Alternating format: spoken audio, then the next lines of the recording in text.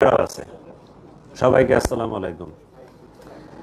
আপনারা জানেন গত 19/10/25 তারিখে আনুমানিক 4:30টায় জগন্নাথ বিশ্ববিদ্যালয়ের পরিসংখ্যান বিভাগের 19-20 শিক্ষাবর্ষের 15তম ব্যাচের ছাত্র জোবায়েদ হোসেন, তার বয়স অনুমান 25, বংশাল থানাধীন 31 নং ওয়ার্ডস্থ নূরবক্স লেনের 15 নং হোল্ডিংয়ের রোশন ভিলার সিঁড়িঘরের নিচে হত্যাকাণ্ডের শিকার হয়।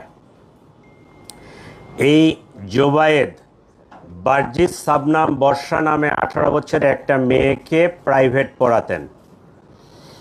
প্রাইভেট পড়াতে গিয়ে এই টিচারের সাথে এই ছাত্রীর একটা প্রেমের সম্পর্ক গড়ে ওঠে। উল্লেখ্য যে এর আগেই এই বর্ষার সাথে মাহির নামে জনৈক আরেক ছেলের প্রেমের সম্পর্ক। এটা মাহির এবং সেই বর্ষা দুজনে মেনে নিতে পারে নাই। বর্ষার পরিকল্পনা অনুযায়ী জোবায়েদকে হত্যা করার তারা সিদ্ধান্ত নেয়। সেই সিদ্ধান্ত মোতাবেক তারা এই ঘটনার দিনে সে প্রাইভেট পড়াতে আসবে 4টার সময় এই ইনফরমেশনটা পাস করে মাহির তার বন্ধু আইলান সহ তারা পরিকল্পনা মাফিক আগেই তাদের বাসার নিচে এই গলিতে অবস্থান করে জোবায়েদ যখন এখানে আসে উপস্থিত হয়, তার সাথে কথা কাটাকাটি হয়, তাকে বর্ষাকে ত্যাগ করার কথা বলা হয়, তার ওখান থেকে সরে আসতে বলা হয়। সে এটা বলে যে সে মেয়ে তো আমাকে ভালোবাসে, আমি কেন সরে যাব। এই এক পর্যায়ে তর্কাতর্কির পর্যায়ে এই চাকু দিয়ে তার গলায় পোস্ট দিলে জোবায়েদ রক্তক্ষরণে, অতিরিক্ত রক্তক্ষরণে সেখানে মারা যায়। এই ঘটনায় আমরা মোহাম্মদ মাহির, বার্জিস সাবনাম বর্ষা মেয়েটা এবং মাহিরের যে বন্ধু ফারদিন আহমেদ আইলান, 3জনকেই আমরা গ্রেফতার করতে সক্ষম হয়েছি। তার কিছু আছে? ঘটনা এইটুকুই। আপনি বললেন যে মাহিরের সাথে নতুন করে বর্ষার সম্পর্ক ছিল, আগে থেকেই ছিল। জোবায়েদের সাথে নতুন করে সম্পর্ক হয়েছে, মানে আগে থেকে সম্পর্ক ছিল জোবায়েদের সাথে। কেউ কি মানে জোর করে কি সম্পর্ক রাখার চেষ্টা করছিল কিনা?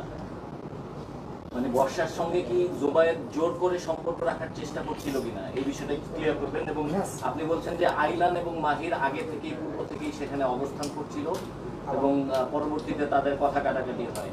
এই পুরো বিষয়টা আরেকবার একটু ক্লিয়ার করবেন। চাকু দিয়ে কে পোস্টটা দিয়েছে এটা একটু বলবেন। হ্যাঁ, মাহির, আমরা যেটা তদন্তে পাইছি, মাহির কোনো এক সময় ওই বাসায় ওখানে ভাড়া থাকতো।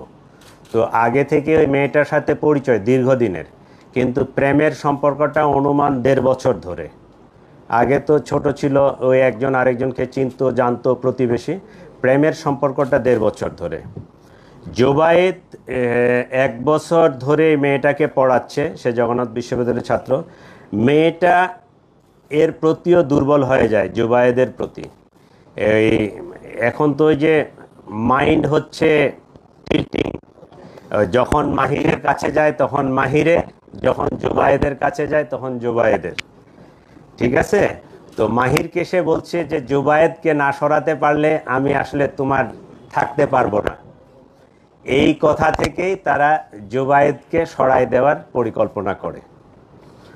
আর পোস্টটা মারছে মাহির, তাই না? পোস্ট যেটা মারছে এটা মাহির, আর একটাই পোস্ট মারছে। এবং এই চাকুটা আইলান এবং মাহির দুইজনে মিলেই কিনছে, দুইজনেই ওখানে ছিল।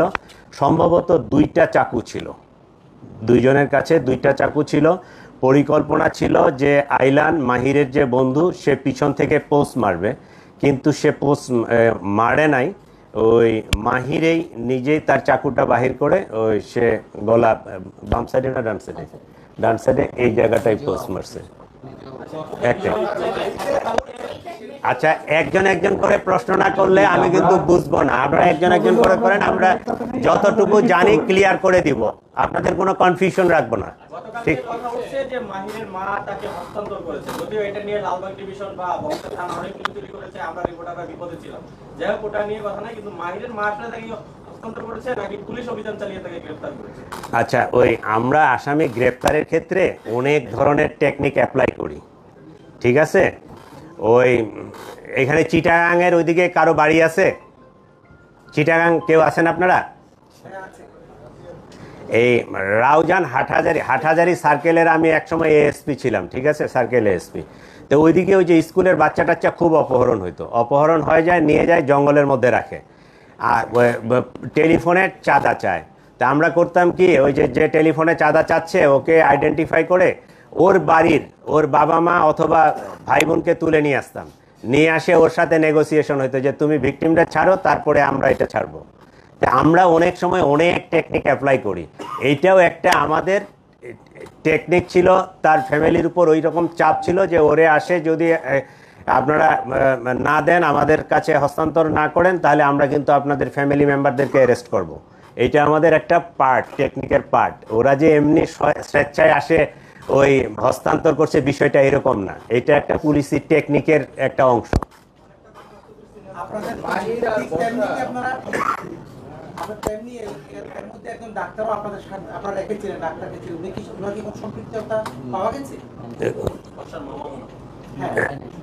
না না, পাই নাই, পাওয়া যায়নি।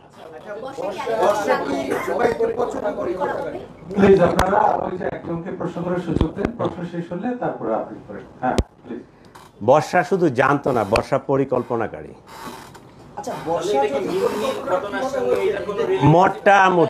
মোটামুটি মিন্নির ঘটনার সাথে মোটামুটি সিমিলার।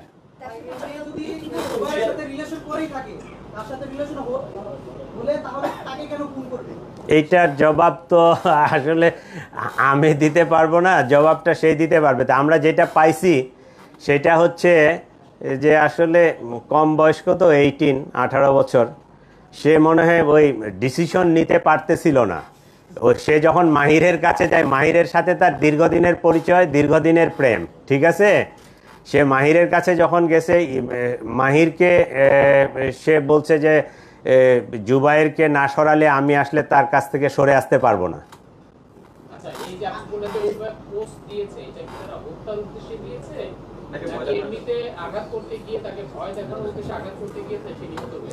আমরা ধরে নিব যে হত্যার উদ্দেশ্যেই দিছে। ও যদি আঘাত করার জন্য হয়তো তাহলে পায়ে হাতে অন্য কোনো জায়গায় দিতে পারতো, একটা ভয় দেখাইতে পারতো। যেহেতু গলায় পোস্টটা দিছে, এখানে কাটছে, সেটা আমরা ধরে নিব যে সে হত্যার উদ্দেশ্যে দিছে।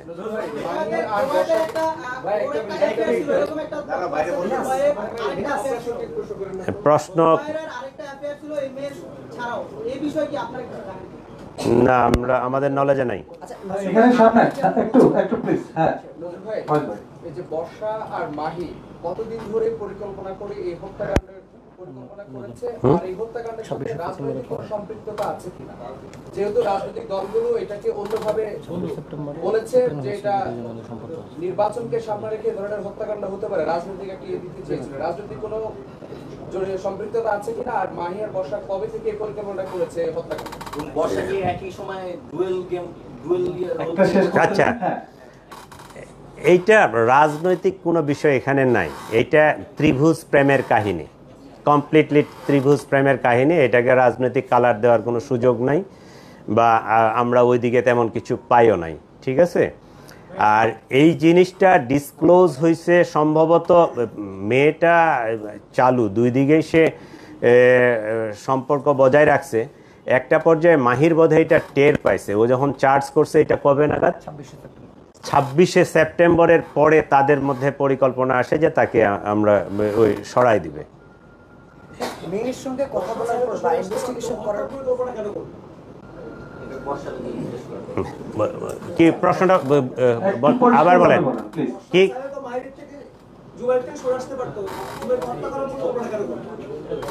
এটা কোনো ইনভেস্টিগেশন আসছে কিনা বা এর উত্তর কি ছিল? আচ্ছা ঠিক আছে, একটু সহযোগিতা কামনা করছি আপনাদের। একটা প্রশ্ন উত্তর শেষ হলে আরেকটা প্রশ্ন করবো। একটা হত্যাকাণ্ড হলে আমরা দেখছি যে আইন শৃঙ্খলা বাহিনীর নিরাপত্তা নিয়ে বা প্রশ্ন উঠে, আসলে কি আইন শৃঙ্খলা বাহিনী এখন আগের মতো একশো দিতে পারছে না, না অন্য কোনো ধরনের ইয়ে আছে? নির্বাচনকে সামনে রেখে ধরনের হত্যাকাণ্ড সত্যি করে দেয়। এইটা আমরা এটা মেনেই নিছি, কারণ কোনো একটা ঘটনা ঘটলে আপনারা আমাদের সমালোচনা করবেন, এটাই ভালো। কারণ সমালোচনা করলে আমরাও সতর্ক হব, আমরা আরেকটু অ্যাক্টিভলি কাজ করতে পারবো, আইন শৃঙ্খলা পরিস্থিতি ভালো রাখতে পারবো, এটা পজিটিভ, ঠিক আছে, কিন্তু ঢাকা শহর 2-2.5 কোটি মানুষ বসবাস করে, এখানে যে রিক্সা শ্রমিক থেকে শুরু করে ওই বিলিয়নার মিলিয়নার লোকজনও বসবাস করে, varieties of people, varieties mentality. Crime যে 2-4টা হবে না এইটা নিশ্চিত বলা যাবে না। পৃথিবীর সব বড় বড় শহর, নিউ ইয়র্ক বলেন বা অন্যান্য শহরগুলো দেখেন, ওদের ক্রাইম স্ট্যাটিস্টিক্স দেখেন আমাদের চেয়ে বেশি। আমরা সেই তুলনায় আমরা মনে করব যে আপনাদের সহযোগিতায়, আমাদের সহযোগিতায়, সকলেই মিলে আমরা ঢাকা শহর অনেকটা নিরাপদ। 100% হয় আমি বলতে পারবো না যে একেবারে 100% ক্রাইম ফ্রি, এটা করাও সম্ভব না, বাট আমরা এইটা চেষ্টা করি যে সবসময় একটা সহনশীল মাত্রায় যেন থাকে, পাবলিকের মধ্যে যেন যে সেন্স অফ সিকিউরিটি এইটা যেন থাকে, এইটাও আমরা চেষ্টা করি, এটা করে যাচ্ছি।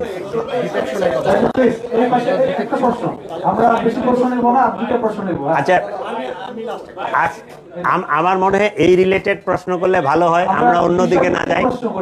এটা হচ্ছে যে আপনার মাহিরের যে দুর্বলতার কথা যেটা বলা হলো বর্ষা, কিন্তু আমরা এখন জানতে পারলাম পরিবার থেকেও আসলে জুবাইরের দিকে বর্ষাকে ক্লিয়ার চেষ্টা করেছে, যে কারণে আসলে বর্ষার আরো বেশি তৈরি হয় আসলে, তাহলে মাহিরকে না, জুবাইরকে না সরালে তাহলে মাহিরকে সে কোনোভাবে পাবে, এটাও একটা কারণ আছে। এইটা তদন্ত করে দেখা লাগবে, তদন্তের বিষয়। এখন পর্যন্ত আমরা ওই যে মোবাইলগুলো সিজ করা ছিল, মোবাইলের ওদের যে ফরেনসিক করে যে কনভারসেশন বা ওই মেসেজ, ওই যে জিনিসগুলো পেয়েছি, এখন পর্যন্ত আমরা এদেরকেই পাইছি, পরিবারের সদস্যদের ওইভাবে ইনভলভমেন্টটা এখনো আমরা পাই নাই। আমি একটু কোশ্চেন করবো। গতকালকে জগন্নাথ বিশ্ববিদ্যালয়ের শিক্ষার্থীরা অভিযোগ তুলছে যে এই বংশাল থানায় এসআই নাকি সহযোগিতা করছে বর্ষাকে, সেই বিষয়ে তো আমরা জানতে চাচ্ছি। এই জিনিসটা আমারও নলেজে কালকে আসছে, এইটা এরকম হওয়ার সুযোগ নাই, কারণ আমার এসি, এডিসি, ডিসি তারা পার্সোনালি ইনভলভ। এইরকম একটা যখন ঘটনা ঘটে গেছে, আর জগন্নাথ ইউনিভার্সিটির ছাত্র, বিষয়টা অনেক সেন্সিটিভ। আমার অফিসাররা নিজেরাই এই ডিটেকশন থেকে শুরু করে আসামি অ্যারেস্ট করা থেকে শুরু করে সব কিছু করছে। কেউ যদি এটা ব্যক্তিগতভাবে কোনো ধরনের তার ইল ইন্টেনশন থাকে, এইটা অবশ্যই আমরা তাকে অনুসন্ধান করে তার বিরুদ্ধে আইনানুগ যে ব্যবস্থা বা আমাদের যে ডিপার্টমেন্টাল ব্যবস্থা আমরা নিব, যদি এরকম কারো ইনভলভমেন্ট থাকে। নজরুল ভাই, একটা লাস্ট প্রশ্ন করতে চাই। আপনাদের ভাষ্যমতে জুবাইরকে যখন ওই বাসার নিচে হত্যার উদ্দেশ্যে চাকু দিয়ে আঘাত করা হয়, এরপরে আমরা দেখেছি যে তার লাশটা মূলত হচ্ছে ওই বাসার 3rd ফ্লোরে পাওয়া যায়, সিঁড়ির উপরে। এটা নিয়ে আসলে জগন্নাথ বিশ্ববিদ্যালয় ছাত্র দলের এবং হচ্ছে জগন্নাথ বিশ্ববিদ্যালয়ের গ্রুপ এবং সামাজিক যোগাযোগ মাধ্যমে আমরা একাধিক মন্তব্য দেখেছি যে আসলে এখানে কি ঘটনা ঘটেছে। সেটি বেশ কয়েকটি বাসায় আসলে নক করেছে। একটি বাসায় দরজা খোলার পরও সেই বাসার ভিতরে রক্ত ছিল, সেই রক্ত তারা মুছে দিয়েছে। এরপরে সে আরো একটা সিঁড়ি দিয়ে উপরে ওঠে, সেই সিঁড়ির মাঝামাঝি স্থানে সে পড়ে যায়। আসলে এই ব্যাপারে আপনারা স্পেসিফিক কিছু জানতে পেরেছেন? আমার মনে হয় ডিসি লালবাগ এই প্রশ্নটার উত্তর দাও, তুমি ভালো বলতে পারবা।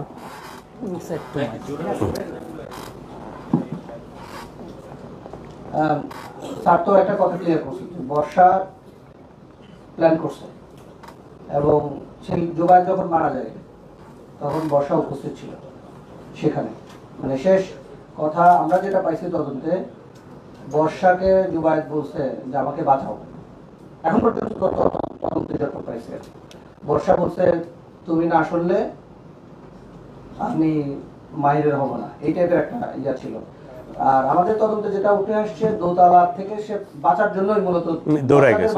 5 তলায়, 3 তলায় বসার, 3 তলায় সিঁড়ি গোড়ায় ছিল, এবং সে পুরা নিচের ইয়েটা দেখছে।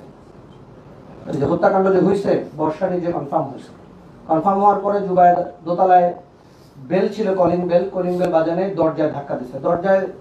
দরজাতে ধাক্কা যখন দিচ্ছে, তার রক্ত দরজা দিয়ে গড়ায় এখানে নিচে পড়ছে। আর একটা ইন্টারেস্টিং ইয়ে হলো, দোতলায় যিনি ছিলেন ওনার ওজন অনেক বেশি। আপনারা ইয়া করলে দেখবেন যে উনি অলমোস্ট 150 কেজি ওজনের এক ভদ্রলোক। উনি উঠে যখন দরজা খুলছেন, মানে অনেকক্ষণ সময় লাগছে, আমাদের তদন্তে এটা আসছে। উনি উঠে যখন দরজা খুলছেন, ততক্ষণে মাহির 3 তলায় পৌঁছে গেছে। দোতলায় ধাক্কা 3 তলায় পৌঁছানোর পরে সে ইয়াকে পাইছে, বর্ষাকে পাইছে। ওইখানে এসে বর্ষাকে বলছেন আমাকে বাঁচাও।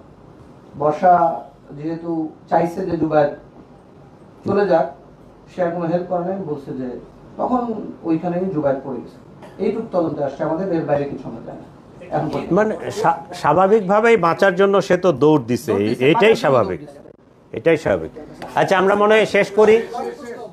না, আপনি অনেকগুলো প্রশ্ন করছেন, না আপনি আর করেন না। উনি অনেকগুলো প্রশ্ন করছেন। না না,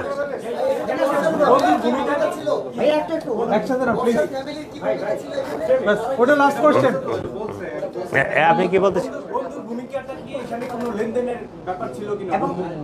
মানে বন্ধুর সাথেও লেনদেনের? কোন বন্ধুটা? এইটা আমরা ওইভাবে পাই নাই যে টাকা পয়সা, বাট তারা দুইজনেই বন্ধু এবং দুইজনেই আসছে কিলিং এর উদ্দেশ্যে, দুইজনের কাছেই দুইটা চাকু ছিল। এইটা আমরা এখনো পাই নাই, আমরা পাইনি। ঠিক আছে, সবাইকে ধন্যবাদ। ধন্যবাদ ভাই, ভালো থাকেন।